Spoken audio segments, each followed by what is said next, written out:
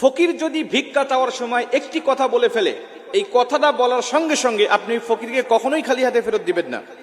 যদি তারা ভিক্ষা চাওয়ার সময় কথাটা কোনোভাবে বলে ফেলে, আপনি তাকে অবশ্যই কিছু দিবেন যদি আপনার সামর্থ্য থাকে। তাকে না দিয়ে আপনি কখনো বিরত থাকবেন না। কারণ বিশ্বনবী বলেছেন, যদি কোনো ভিক্ষুক, কোনো সাইলকারী কোনো ব্যক্তির কাছে এই কথাটা বলে ভিক্ষা চায়, আর যদি সে ভিক্ষা না দেয়, তাহলে আল্লাহ পাকের লানত পড়বে ওই লোকের উপরে। ও না দেওয়ার কারণে তার উপর লানত পড়বে, সে গুনাহগার হবে, সে পাপী হবে। এজন্য এই বিষয়টা আমাকে জানতে হবে। কারণ আমরা রাস্তাঘাটে বের হলেই আমাদের পাশে, আশেপাশে, চতুর্দিকে কিন্তু ফকির মিসকিন সব সময় আমাদের পাশে আসে, আমাদের কাছে ডাকে এবং আমাদের কাছে চায়। আমাদের কাছে চাওয়ার সময় এই কথাটা অনেক ফকির আমাদের কাছে বলে ফেলে। আমরা অনেক মানুষ আছি তাদেরকে দেই না, বরং দেই না তো অনেক মানুষ আছে তাদেরকে এতটা কষ্ট দিয়ে কথা বলে, যে কষ্ট পাওয়ার পরে অনেক ফকির আছে যারা প্রকৃতপক্ষেই অভাবী, যারা খুব কষ্টে পড়ে, দুঃখে পড়ে আসছে, মানুষের কাছে হাত পাচ্ছে। এদের কাছে যখন কোনো মানুষ গালমন্দ করে কোনো কথা বলে, তারা দু চোখ দিয়ে শুধু পানি বেয়ে ছেড়ে দেয়, কিছুই করতে পারে না। আমাদের সমাজে অনেক মানুষ আছে যারা প্রকৃতপক্ষেই পেটের দায় তারা ভিক্ষা করে। অনেক মানুষ আছে যারা এটাকে বিজনেস করে নিয়েছে, যারা স্বভাবগতভাবেই 10 বছর 20 বছর ধরে সুস্থ সবল মানুষ, কিন্তু তারা এই ভিক্ষা বৃত্তির উপরেই তারা চলতেছে। তাদের উদ্দেশ্য আজীবন আমি ভিক্ষা করি খাবো, আমার সংসারটা চালাবো। অনেক মানুষ আছেন এমন যারা ভিক্ষা করে, যাদের বাড়ি ঘর অনেক বেশি, যারা ঢাকা ফ্ল্যাট কিনেছেন, যারা গ্রামে অনেক বড় বড় বাড়ি করেছেন, যাদের অনেক রকম অনেক উন্নতি তারা করে ফেলেছেন, কিন্তু তারা তারপরেও তারা যেন কোনো ব্যবসা করছেন না, বা কোনো কাজ করতেছেন না, বা নিজের পায়ে দাঁড়ানোর চিন্তা করতেছেন না, ভাবতেছেন যে এইভাবেই আমার জীবনটা কাটাবো। এমন কোনো ব্যক্তি যদি চায়, তাহলে আপনি তাকে না দিয়ে যদি বোঝাইতে পারেন, সেই বিষয়টা আপনার ব্যক্তিগত ব্যাপার। কিন্তু প্রকৃতপক্ষে যারা অভাবী, দুঃখী, এরা যখন আপনার কাছে চাইবে আর এই কথাটা বলবে, সেই কথাটা কি? আল্লাহ রাসূল সাল্লাল্লাহু আলাইহি ওয়াসাল্লাম বলছেন, যেই ব্যক্তি তোমার কাছে ভিক্ষা চাইবে আল্লাহর রাস্তে, বলবে যে আল্লাহর রাস্তে আমাকে কিছু দান করেন, তখন তুমি ওই ব্যক্তিকে ফেরত দিবে না। কারণ যেই ব্যক্তি আল্লাহর রাস্তে কোনো কিছু কোনো মানুষের কাছে চায়, ওই ব্যক্তির উপরেও লানত, আর যেই ব্যক্তি ওই ব্যক্তিকে ফেরত দেয়, সেই ব্যক্তির উপরে লানত। মানে আল্লাহর রাস্তে কোনো কিছু কখনো কারো কাছে চাওয়া যাবে না। আল্লাহকে কেন আমি সামনে দাঁড় করাচ্ছি, আল্লাহকে কেন আমি সামনে দাঁড় করাচ্ছি, আল্লাহকে দোহাই দিয়ে কেন আমি ভিক্ষা করব? আল্লাহ রাসূল বলছেন ওই ব্যক্তির উপরে আল্লাহ লানত। আর আল্লাহর জন্য চাওয়ার পরেও যদি কেউ না দেয়, তাহলে তার উপরেও লানত।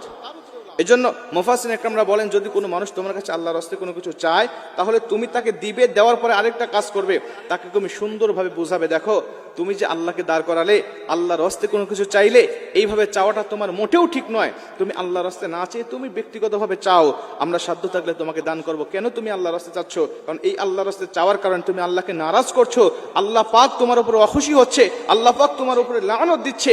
এই জন্য তুমি আল্লাহর রাস্তায় না চেয়ে তুমি নিজের জন্য চাও যে আমার 2 টাকা দরকার, 10 টাকা দরকার, 5 টাকা দরকার, এটা আমাকে দেন। অনেক মানুষ আছে, আমি এই বিষয়গুলো জানি না। আমরা অনেক মানুষ আছি যারা এই বিষয়গুলো না জানার কারণে আমরা আল্লাহর রাস্তায় চাচ্ছি, আমরা দিচ্ছি না, অথচ আল্লাহ লানত পড়তেছে আমার উপরে। এর জন্য আপনি তাকে বোঝাবেন, আপনি তাকে বোঝানোর চেষ্টা করবেন। কারণ আজকে পেশাদারি ভিক্ষুক আমাদের সমাজে সবচেয়ে বেশি। আমি এমনও ঘটনা শুনেছি যে ঢাকার শহরে তারা একটা প্রতিবন্ধী শিশুকে ক্রয় করে, কিনে নেয়, একদিনের জন্য কিনে নেয়, কিনে নিয়ে তাদেরকে ঘুমের ওষুধ খাওয়ানো হয়। ঘুমের ওষুধ খাওয়ানোর পরে তাদেরকে হুইল চেয়ারে করে অথবা কোলে করে নিয়ে মানুষের কাছে যায়, গিয়ে বলে যে আমার সন্তান অসুস্থ, এই সন্তানের জন্য কিছু দান করেন।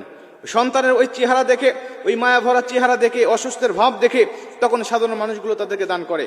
দান করার পরে ওই যার সন্তানকে নিয়ে আসছে কন্ট্যাক্ট করে তার মা বাবাকে কিছু দেয়, আর ও কিছু রেখে দেয়। এইভাবে আজকে অনেক জায়গায় ব্যবসা হচ্ছে।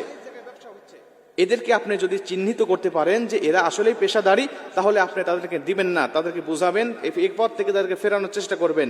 কিন্তু প্রকৃতপক্ষে যারা অভাবী, যারা দুস্থ, যারা গরিব, যারা কোনোভাবে কাজকর্ম করার মতো সামর্থ্য নাই, হাতে পায়ে বল নাই, প্রতিবন্ধী, অন্ধ, এই সমস্ত ব্যক্তিদেরকে আপনারা ফেরাবেন না। এই সমস্ত ব্যক্তিদেরকে এমনিই ফেরাবেন না। আর যদি আল্লাহর রাস্তায় কোনো কিছু চেয়ে বসে, তাহলে তো ফেরানোর কোনো প্রশ্নই আসে না।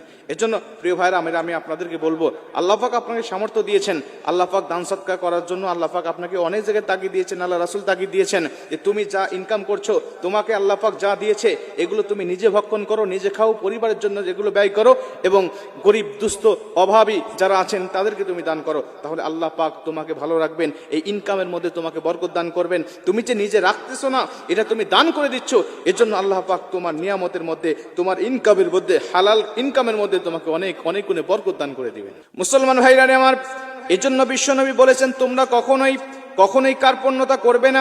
যখন কোনো ব্যক্তি আল্লাহর রাস্তায় কোনো ব্যক্তি কোনো কিছু দান করে দেয় আল্লাহর রাস্তায়, তখন আল্লাহ রাব্বুল আলামিন ওই ইনকামের মধ্যে কমপক্ষে দুনিয়ার জমিনে 10টি গুণ বৃদ্ধি করে দেওয়া হয়। 10টি গুণ তাকে নিয়ামতগুলো আল্লাহ পাক বৃদ্ধি করে দেয়। আল্লাহ পাক যখন 10টি গুণ বৃদ্ধি করে দেওয়া হয়, তার সম্পদগুলো দুনিয়াতে এইভাবে বৃদ্ধি হতে থাকে। আর পাশাপাশি আল্লাহর রাস্তায় দান করার কারণে আল্লাহ পাককে সে সন্তুষ্ট করে ফেলে। আল্লাহ যখন সন্তুষ্ট হয়ে যায়, দুনিয়াতেও কল্যাণের ভিতরে থাকবে, দুনিয়া থেকে বিদায় নিতে দেরি হবে, আমার আল্লাহ কবরটাকেও কল্যাণময় করে দিবেন। জোরে কোন সুবহানাল্লাহ।